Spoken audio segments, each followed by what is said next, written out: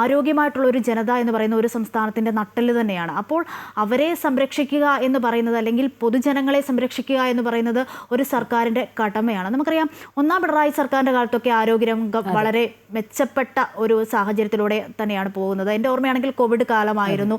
അപ്പോൾ ഒരു മറ്റ് രാജ്യങ്ങൾക്ക് പോലും മാതൃകയാകാവുന്ന ഒരു സംസ്ഥാനമായി നമ്മുടെ കേരളം മാറി. പക്ഷേ രണ്ടാം പിണറായി സർക്കാർ വന്നപ്പോഴത്തേക്ക് ആകെ തകിടം മറിയുന്ന കാഴ്ചയാണ്. പക്ഷേ മാധ്യമങ്ങൾ പോലും ആ ചോദ്യം ഉന്നയിക്കുമ്പോൾ എപ്പോഴും ആരോഗ്യമന്ത്രി അടക്കം പറയുന്നത് സിസ്റ്റം എറർ എന്നുള്ളതാണ്. പക്ഷേ ആ സിസ്റ്റം എറർ ചൂണ്ടിക്കാണിക്കുമ്പോഴും അവർക്കെതിരെ നടപടിയെടുക്കുന്നു. അതിനും ഉദാഹരണങ്ങൾ നമുക്ക് മുൻപിലുണ്ട്. തിരുവനന്തപുരം മെഡിക്കൽ കോളേജിൽ ഉപകരണങ്ങളുടെ ക്ഷാമം മൂലം ഒരു മുതിർന്ന ഉദ്യോഗസ്ഥൻ അത് ചൂണ്ടിക്കാണിക്കുമ്പോൾ എന്താണ് ഉണ്ടായത്? അത് പരിഹരിക്കാനല്ല ശ്രമിച്ചത്, പക്ഷേ ആ ഉദ്യോഗസ്ഥനെ തഴയപ്പെട്ടു, സസ്പെൻഷനിലേക്ക് എത്തുന്നു. അങ്ങനെയാണോ വേണ്ടത് എന്നുള്ളത് നമ്മൾ ചിന്തിക്കണം. കാരണം നമ്മളൊരു കാര്യം ഇല്ല, അല്ലെങ്കിൽ അതിൻ്റെ ഒരു പിഴവുണ്ട്, അവിടെ എങ്ങനെ സംഭവിക്കുന്നു എന്ന് പറയുമ്പോൾ അതെന്താണെന്ന് മനസ്സിലാക്കി അത് അന്വേഷിച്ച് അത് പരിഹരിക്കുകയാണല്ലോ വേണ്ടത്.